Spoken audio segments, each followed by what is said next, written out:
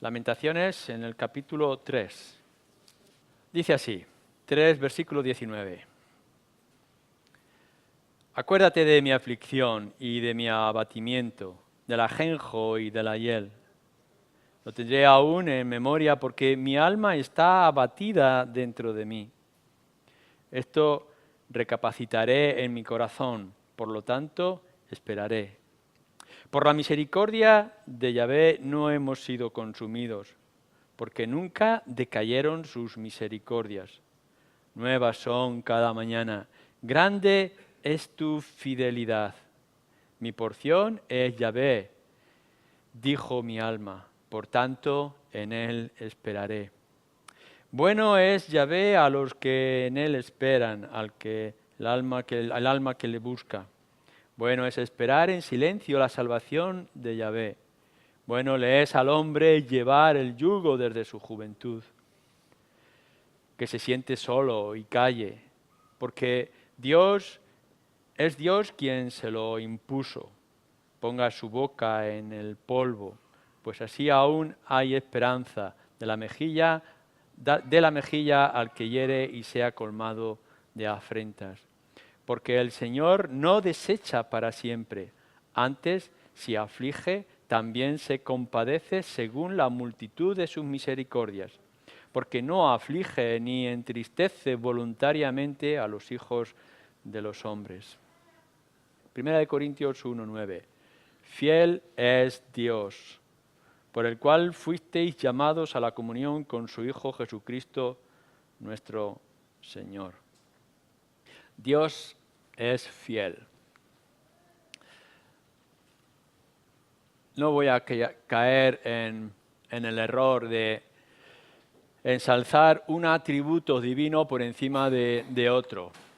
En realidad, cuando profundizamos en la persona de nuestro Señor Jesucristo y detenemos un tiempo en pensar en cualquiera de sus atributos, todos ellos deberían de ser maravillosos a nuestros oídos y a nuestro corazón. Pero yo quiero centrarme en este atributo del Señor por el contexto en que nos encontramos. Dios es fiel. Fijaros bien que esta frase es una especie de puente. Si hemos estado diciendo en esta introducción, ciertamente larga, de la carta a los Corintios, comenzábamos diciendo que iba a traer una serie de problemas o solución, o iba a enfrentar algunas situaciones difíciles en la iglesia de Corinto, pero para comenzar nos había dado dos claves importantes. Una era Cristo Jesús, por eso en cada uno de los versículos que hemos leído hasta ahora, el versículo 9 era Jesús, Cristo, Cristo, Jesús, etc. Y la otra clave importante era la gracia, porque es importante que los creyentes de Corinto tuvieran en cuenta estas dos ideas, la centralidad en Cristo Jesús y el poder y la obra de la gracia. Pero habiendo dejado esto, nos trae este versículo que es como una especie de puente. Dios es fiel, fiel es Dios.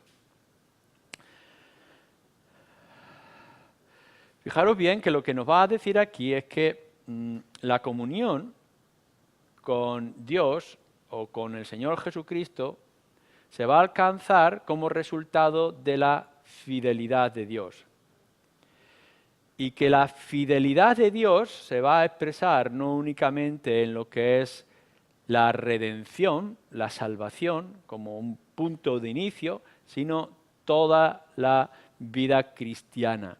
Cuando penséis, vuelvo a decir, en cualquier atributo de Dios y en la fidelidad de Dios, deberíais de pensar que la fidelidad se extiende a lo largo de toda nuestra vida cristiana. Y cuando tengamos que afrontar problemas, tensiones, luchas personales, familiares, así como en la iglesia, siempre podremos acudir, como vamos a ver, a la fidelidad del Señor. Por eso es importante que podamos detenernos en estas tres palabras que Pablo nos trae aquí.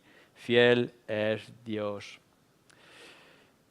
Déjame que te haga, para comenzar, una pregunta. La primera pregunta importante en esta tarde. ¿En dónde pones tu confianza?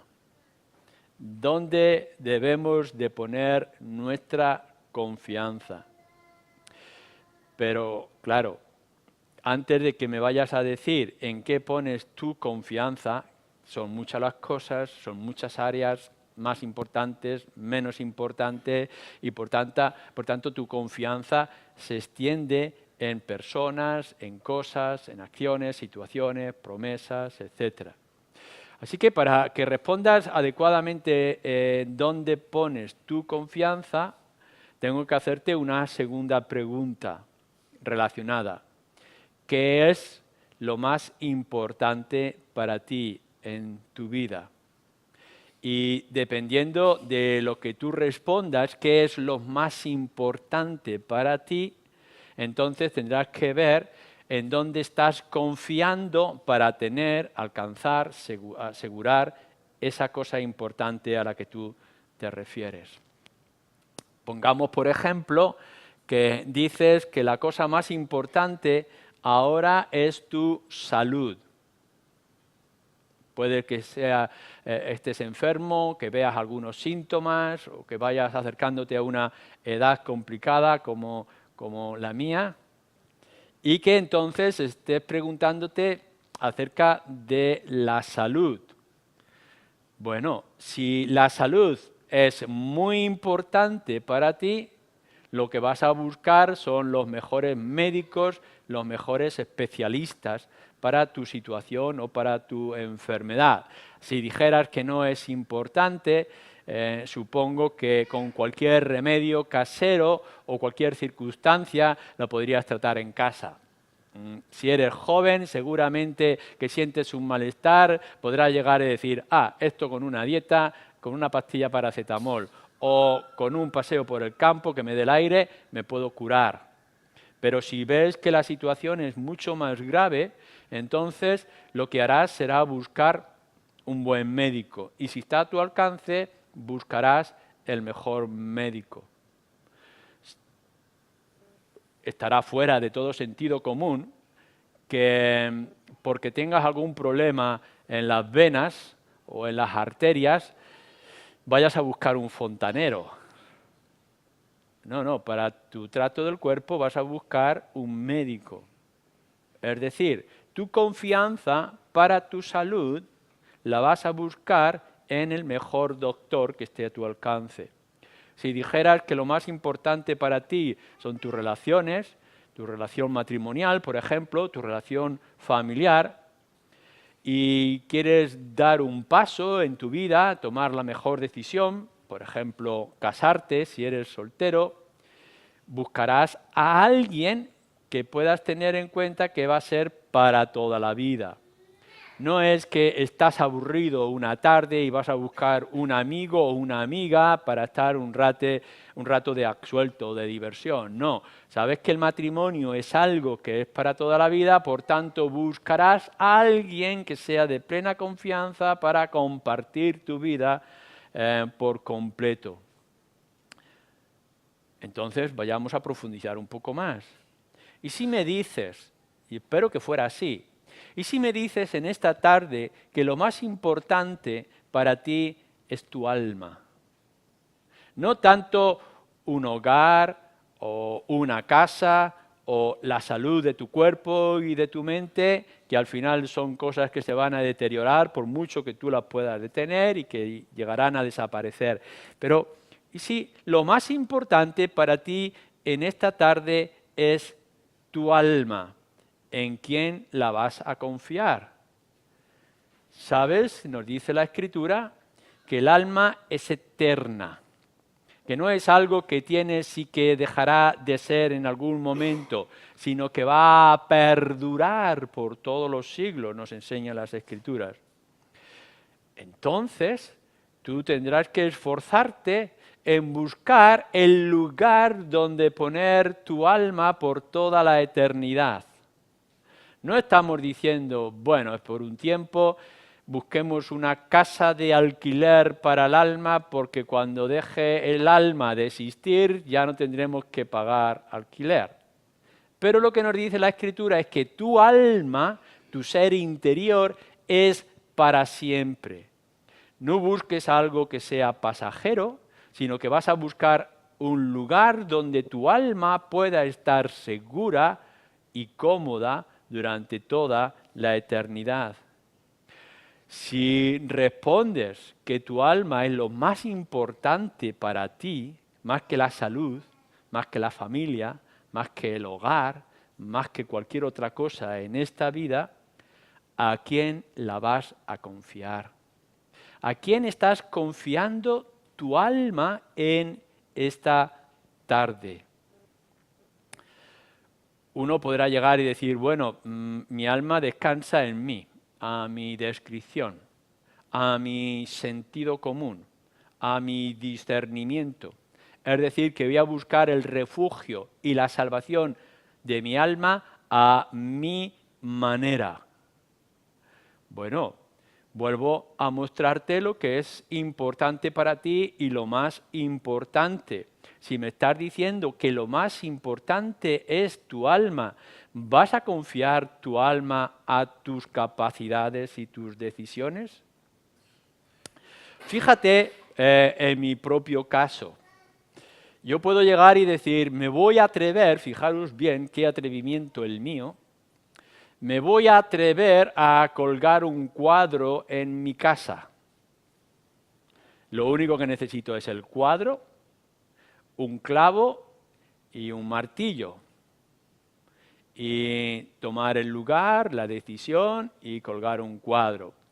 Si no gusta, porque llegará después mi mujer y dirá, no me gusta que esté ahí, o no me gusta que sea este cuadro, es tan fácil como cambiarlo y ponerlo en otro lugar.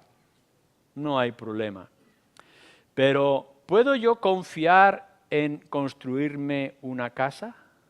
¿Tengo yo la capacidad para hacer una casa, para transformarla? No es lo mismo hacer algo pasajero, liviano, casi insignificante, a tener que tomar la decisión de construir toda una casa. ¿Vas a confiar tu alma a tus decisiones, a tu capacidad de discernimiento? ¿No te has dado cuenta de la cantidad de veces que te has equivocado? ¿Y no te das cuenta de que te estás equivocando en muchos asuntos hoy y que tienes la certeza casi de que te seguirás equivocando? Y ante tus errores constantes en tantas decisiones personales, ¿vas a confiar tu alma a lo que tú crees que es justo, bueno y adecuado? ¿Vas a dejar construir la salvación en tus propias capacidades o méritos? ¿Vas a correr ese riesgo? ¿Vas a poner la confianza de aquello que es más importante, que hemos dicho que es tu alma y que es la salvación, a cualquier religión? ¿A cualquier idea que te puedan presentar u ofrecer? ¿Alguien que se llame buen cristiano y que tenga una capacidad enorme de consensuar o de llamar la atención a través de Internet y porque tiene una cara bonita y atractiva vas a poner tu confianza en él? ¿O en aquella religión que te está diciendo ideas que te parecen atractivas, modernas o exóticas? Bueno, déjame que te diga, si yo tengo que comprar una brocha para pintar mi casa, seguramente me iré a la tienda más barata. No me importa. Si me equivoco y la brocha se rompe y se estropea, me vuelvo a comprar otra y seguramente iré a buscar un sitio mejor para comprarla. Porque comprar una brocha no tiene ninguna importancia. Lo podemos quitar del medio en cualquier instante.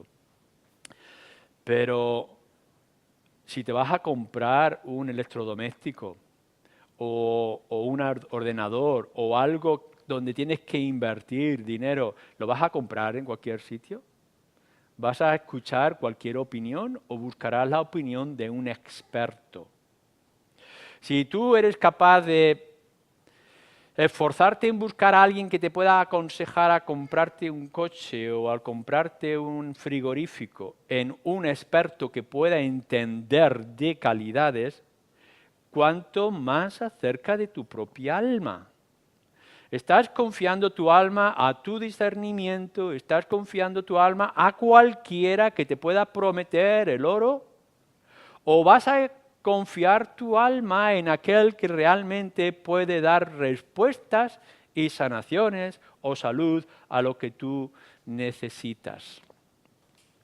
En esta situación, por tanto, si he podido dejarlo claro en tu mente y en tu corazón, si lo más importante es tu ser interior porque es eterno y lo que estás buscando es el lugar seguro para pasar toda la eternidad y por tanto has decidido que tienes que buscar a aquel que en verdad pueda y sepa hacer lo necesario para poner tu alma a salvo, la Escritura tiene la respuesta clara y contundente. Dios es fiel, es el que nos une en comunión con su Hijo Jesucristo y todo lo demás. El concepto de fidelidad, como lo hemos leído en Lamentaciones del profeta Jeremías, nos lo deja muy claro.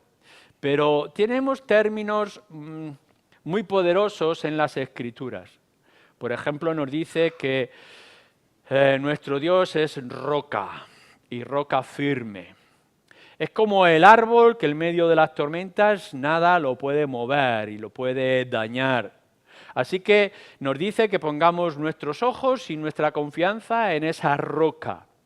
Imagínate en medio de las tormentas, con la fuerza de las olas y donde no puedes encontrar ningún barco de guía o de salvación.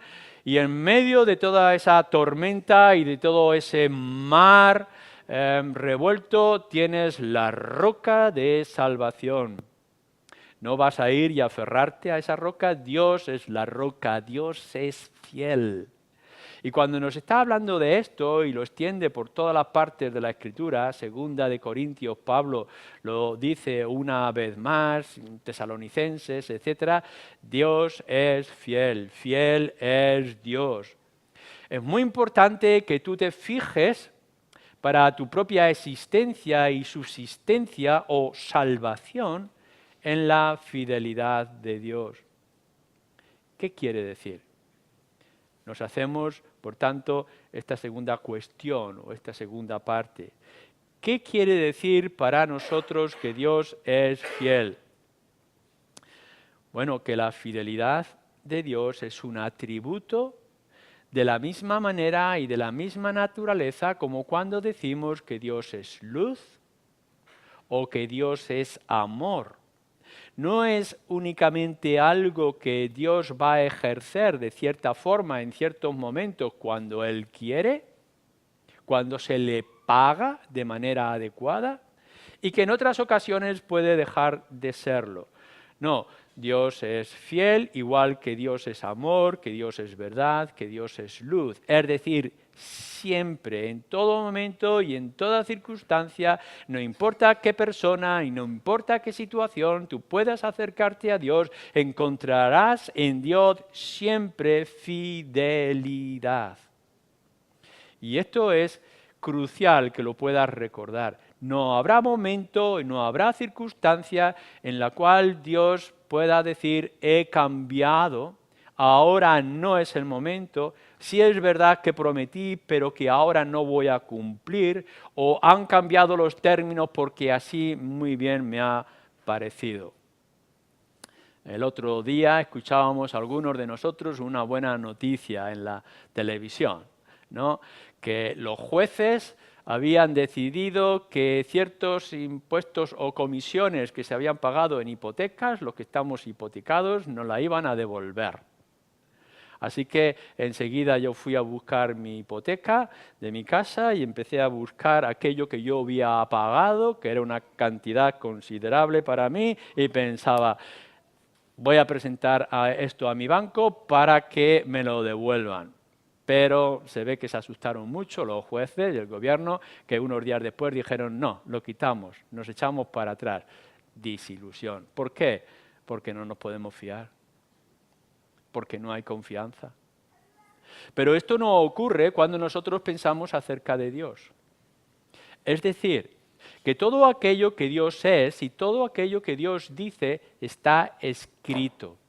Y que lo que tiene que ver acerca de nuestra propia salvación, además está escrito con sangre, que es la sangre de su propio Hijo. Él es fiel en todo y con todos. Y no hay duda alguna de su fortaleza o de la firmeza de sus planes y de sus promesas. Lo que queremos decir con todo ello es que Dios es coherente con lo que está diciendo. Es decir, nos lo dice Pablo en 2 de Timoteo también. Dios no es hombre para que se contradiga, para que pueda decir una cosa y pueda cambiarse por otra. Dios no puede negarse a sí mismo. Nosotros sí. Nosotros podemos decir hoy una cosa y mañana cambiar. Es tan fácil pasar la línea del amor y el odio que ni siquiera llegamos a darnos cuenta. Nuestros gustos varían de un día a otro. Podemos estar deseando aquello que entra a nuestros ojos para el día siguiente a aborrecerlo con toda nuestra fuerza. ¿Por qué? Porque nos negamos a nosotros mismos, porque no podemos fiarnos. ¿Cómo vamos a fiarnos en nuestra salvación? Con nuestro propio análisis, con nuestras propias capacidades o las decisiones que podamos tomar. Nosotros no tenemos siempre el mismo ánimo y por tanto no tenemos siempre la misma constancia. Hoy yo puedo hacer unas afirmaciones contundentes y mañana decir no tengo fuerzas o incluso no tengo ganas de hacerlas, porque hemos variado de la noche a la mañana. Podemos encontrar aflicción y dificultades a nuestro alrededor que nos impiden y nos limitan en nuestro deseo de hacer aquello que Dios espera de nosotros o nuestros seres queridos a nuestro alrededor. Podrás tener muy buena voluntad, pero esa buena voluntad será afectada por la pereza, por el egoísmo, por un nuevo análisis. Pero lo que nos dicen las Escrituras es que en cualquier momento o circunstancia del pasado donde Dios ha hecho una promesa, no importa lo que haya cambiado, si Él ha dicho que será de esa forma, así será. No hay nada que haya cambiado desde el Génesis hasta el día de hoy.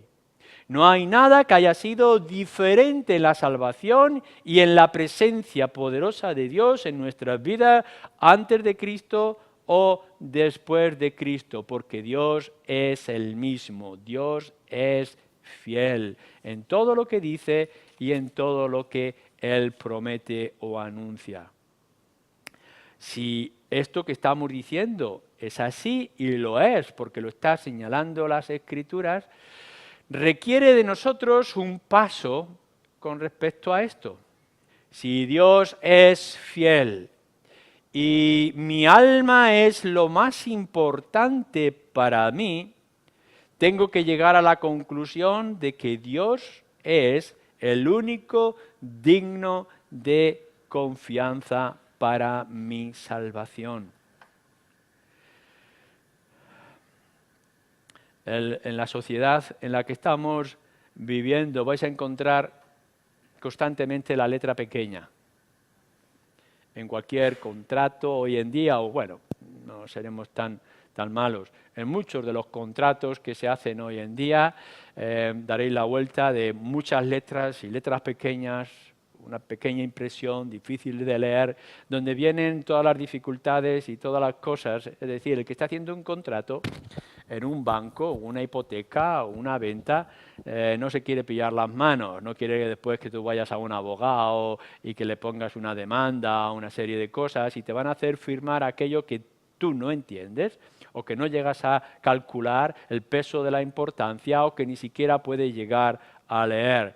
La letra pequeña es uno de los mayores engaños que nos encontramos en la sociedad y que nosotros mismos podemos llegar a producir. Yo recuerdo cuando era pequeño, cuando hacíamos la promesa y nos cruzábamos los dedos.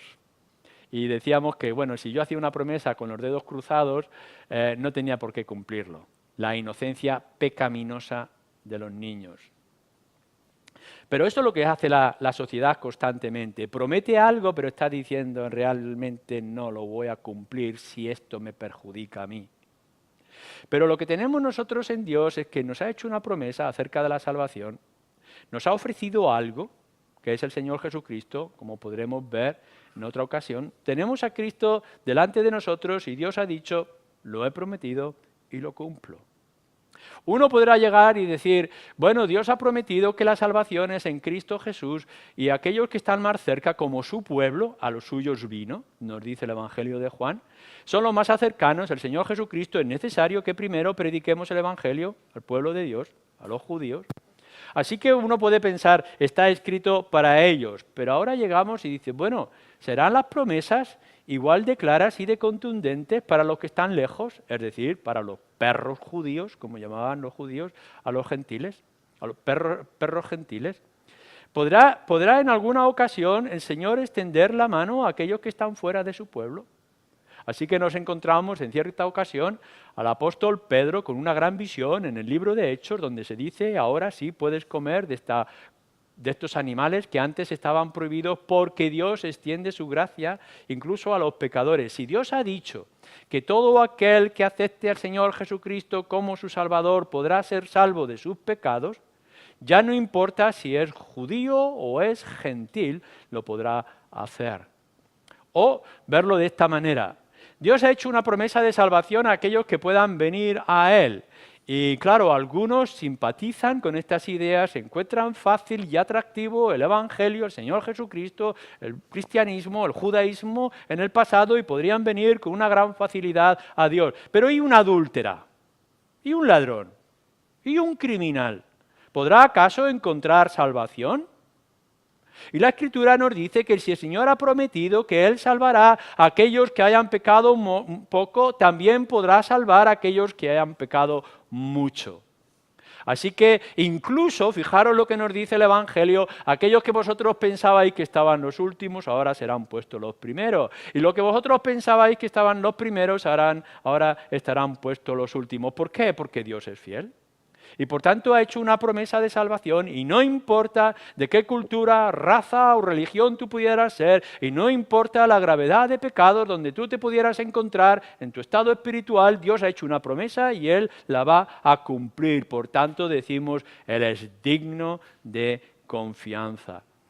Su palabra y su oferta para todos nosotros es clara y contundente. El Señor Jesucristo, que es la voz de Dios, es la palabra de Dios, los pone de esta manera. Fijaros bien.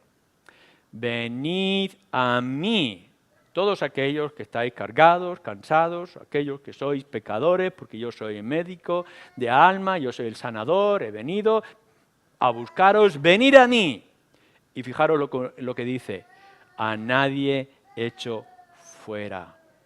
¿Qué es lo que nos está haciendo? Una promesa de lo más extraordinaria. Y podríamos llegar y decir, sí, pero tú sabes bien cuán grande es mi pecado y cuán lejos yo he estado de ti. Venid a mí, todos aquellos que queráis. Venid a mí y acercaros a mí, porque a nadie echo fuera. Ya, pero es que tú no sabes cómo ha sido mi vida de horrible y la gravedad de mis pecados, como decíamos anteriormente. En esta situación, ¿quién podrá ser salvo? Si realmente pudieran mirar mi corazón y ver cuál es mi estado, como puede ser cualquiera de vosotros en esta tarde, pero la Escritura nos dice, yo puedo ver el corazón, dice el Señor, yo puedo saber lo que hay en tu corazón, puedo ver a esta mujer adúltera que estáis dispuestos a apedrear, yo sé todas las cosas, el corazón de cada uno de vosotros que ha tomado la piedra para apedrear a esta mujer, Él conoce el corazón de cada uno de nosotros en esta tarde. Y a pesar de todo nos dice, venid a mí, porque yo a nadie echo fuera. Así que no importa lo lejos que hayas nacido, no importa lo lejos que estés de Dios, no importa el peso de tu pecado, no importa la gravedad de tu culpa, no importa en cómo te encuentres y dónde te encuentres, hay una promesa firme de parte de Dios que la puede hacer y es el único que la puede hacer. Venid a mí y ser salvos todos los términos de la tierra. ¿Por qué nos está diciendo esto? Porque Dios cumple siempre lo que ha prometido. Y lo va a cumplir en el trato que haya hecho contigo allá donde tú te puedas encontrar y sean cuales sean tus circunstancias. Las promesas de Dios no son algo del pasado en un instante perdido, sino que van a continuar a lo largo de tu vida. Es por eso que tú puedes ir a la Escritura con la plena y total confianza que lo que Dios ha escrito, porque este libro es la palabra de Dios, esta palabra es Dios mismo hablando a tu corazón y por tanto te hace promesas que está en juego el honor de Dios y si Dios dice a través de su palabra, yo estaré contigo todos los días de tu vida, es una promesa que el Señor va a cumplir y que es firme. Y que si encontráis desconsuelo en esta vida, si encontráis desasosiego para vuestra alma, si os encontráis desolados por las situaciones, nos dice la Escritura, promesa del Señor, que Él es consolador para aquellos que estáis desconsolados. Si encontráis que os habéis convertido en pobres, viudas, huérfanos, extranjeros, en tierra extraña y que no encontráis nada para vuestro alivio, la promesa es firme de las Escrituras para todo aquel que se ha acercado por fe a nuestro Dios. Yo seré padre de los huérfanos y yo seré esposo para la viuda, yo seré compañía para los que están solos. Dios promete y Dios cumple sus promesas. No estamos solos. Y podrá darse el lugar de que tú puedas encontrarte en la más terrible de las situaciones, quizá en la cama, en el lecho de dolor por la enfermedad, o puedas encontrarte en una prisión por causa de tu fe o de cualquier otra circunstancia y aún así tener la certeza de que Dios estará a tu lado porque dice que no nos dejará y que Él estará siempre presente y a nuestro lado. Él es el Dios cercano de cada uno de nosotros. Sí, Él siempre promete y Él siempre cumple. Y cuando la Escritura nos enseña y nos dice de una forma y otra constantemente que Dios es fiel, se tiene que producir en nosotros esa satisfacción y esa necesidad de venir a Él. Tengo la confianza de que no importan mis harapos, no importa mi miseria, no importa mi estado, si Él dice que puedo venir de esta forma por fe y que Él no me echa fuera, Él me recibirá. Porque no hay nadie que pueda llamar a su puerta, la cual Él no va a abrir. No hay nadie que no vaya a pedir que Él no vaya a responder. No habrá nadie que busque porque lo va a encontrar. Porque Dios es fiel y cumple lo que promete. A lo largo de tu vida cristiana, seguramente lo vas a encontrar en muchas ocasiones. Pero la Escritura, por ejemplo, nos dice algo muy importante a nuestra vida cristiana. Tentados seréis. Claro que sí.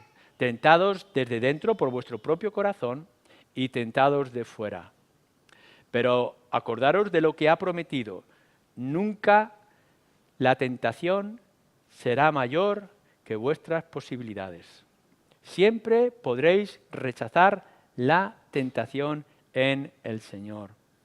Que aun cuando os encontréis en la más terrible de las escenas y visiones, es decir, una multitud colérica, furiosa, para destruiros bajo el peso de vuestras de sus piedras. Nos dice también, ejemplo en la Escritura, en el libro de Hechos, con Esteban, que se abrirán nuestros ojos y podremos ver una multitud delante de nosotros, mayor y más poderosa, y a nuestro Señor sentado en su trono gobernando todas las cosas. Nunca, ni siquiera en el fuego del martirio o bajo el peso de vuestros mártires, de vuestros verdugos, nunca el Señor os dejará solos. Esta es la promesa para lo largo de nuestra Escritura. Así que los corintios se tienen que enfrentar a unas situaciones difíciles, complicadas, donde se van a encontrar a un Pablo que es firme en contra del pecado y algunas acciones concretas de los corintios. No os puedo alabar en esto, pero antes de entrar en toda esa área de actitudes negativas de los creyentes, quiere dejarles algo claro, algo que pueda ser nuestra clave para afrontar todas las situaciones. No importa dónde hayas llegado, no importa dónde hayas caído, no importa las situaciones que tengas que afrontar, no importa el problema grave que tengas entre manos, Dios es fiel y ha prometido que Él cumplirá todo aquello que anunció en el pasado y en el presente. Por último, ¿qué hace esta fidelidad de una manera concreta en este contexto y en nuestra propia vida en particular? Fijaros cómo Pablo lo ha puesto a lo largo de estos versículos. La idea que se repite 3 veces, que es importante, es el llamado. En el versículo 1, Pablo llamado a ser apóstol, es decir, al servicio.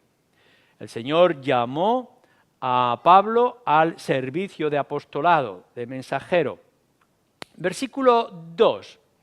A la iglesia de Dios que está en Corinto, a los santificados en Cristo Jesús, llamados a ser santos. Ya lo vimos anteriormente en otra ocasión, como Él nos ha llamado a ser apartados del mundo y apartados para el Señor, llamados. Y ahora en este versículo 9 lo vuelve a repetir, por el cual, siendo Dios fiel, fuisteis llamados a la comunión con su Hijo Jesucristo, nuestro Señor. La idea de llamar tiene que sonar en tus oídos, tiene que sonar en tu mente, tiene que sonar y sentirse en tu corazón. Porque cuando Dios llama, llama con una voz clara, no hay letra pequeña. No hay dificultad para ahora de entender. No es un lenguaje para sabios, para sofisticados, sino que incluso los niños pueden llegar a entender. Su palabra, su voz, su llamado a este asunto concreto es claro y sencillo.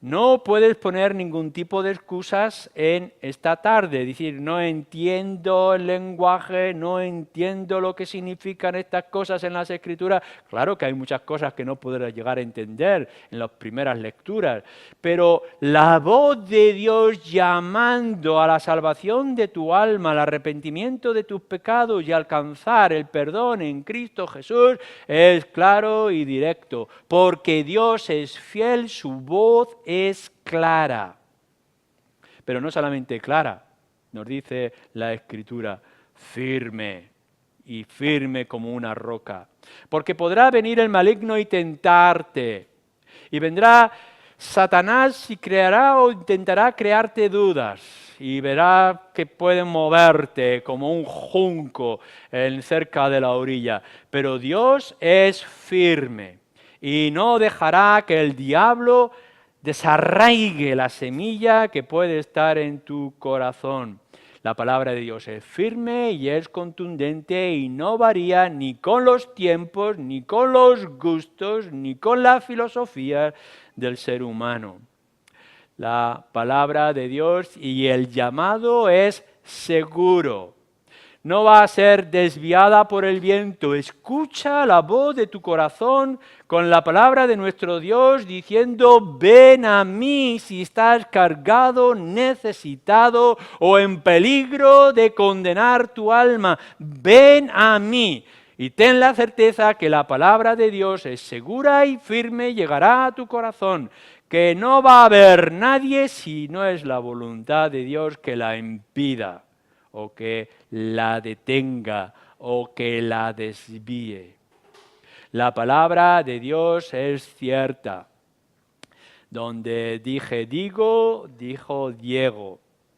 Este es el refrán español. Te digo una cosa, pero quería decir otra. Y tú te encuentras desorientado y confuso, porque desgraciadamente el pecado todavía engaña y nos confunde. Pero la palabra de Dios es cierta, y es firme, y es directa. No hay ninguna otra cosa o señal en ella.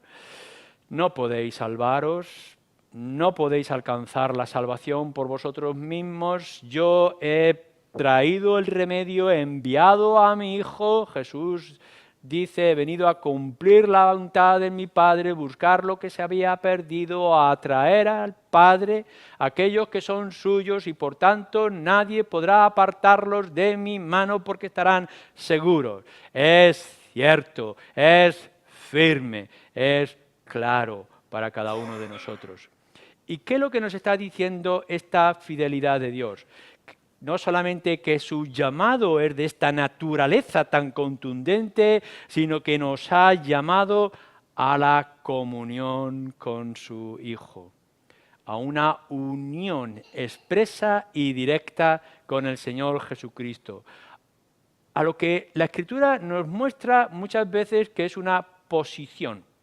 Nosotros llegamos a Cristo y somos puestos en Él. Tal es así que ya Dios no nos ve a nosotros, sino que ve su obra y obra de cruz. Pero no solamente es de posición, yo estoy en Cristo, sino que nos dice que este llamado a comunión con el Señor Jesucristo es de participación. Es decir, que podemos participar de su obra en todo lo que esto significa. El que empezó la obra, tener por cierto que la terminará. Porque no solamente hemos sido traídos a Cristo en un instante del punto, sino que seremos llevados y transformados a lo largo del camino para estar en gloria en su presencia. La obra de comunión con nuestro Señor comenzó en un instante y va a ir perfeccionándose hasta que se haya cumplido todo el plan de Dios. Y a lo largo del camino, si eres un verdadero creyente, nadie te podrá apartar porque Dios es fiel. Y si te ha llamado a la comunión, lo hará hasta el final. Pero esta comunión con el Señor Jesucristo, creyentes, también es de relación. Es decir, que es de disfrute, es de experimentar, de poder recibir y de poder dar. Nos dice la Escritura que Él te dio, Él te da y Él te seguirá dando. Que nuestra vida cristiana es usted llamado a poder disfrutar todos los días de nuestra vida de las riquezas de nuestro Señor Jesucristo. Claro que tenemos nuestras propias luchas y nuestro pecado, y nuestra dejadez, la pereza, el egoísmo, la envidia, los celos, etcétera, etcétera, que nos impiden disfrutar de este gozo de la salvación que es nuestro Señor Jesucristo.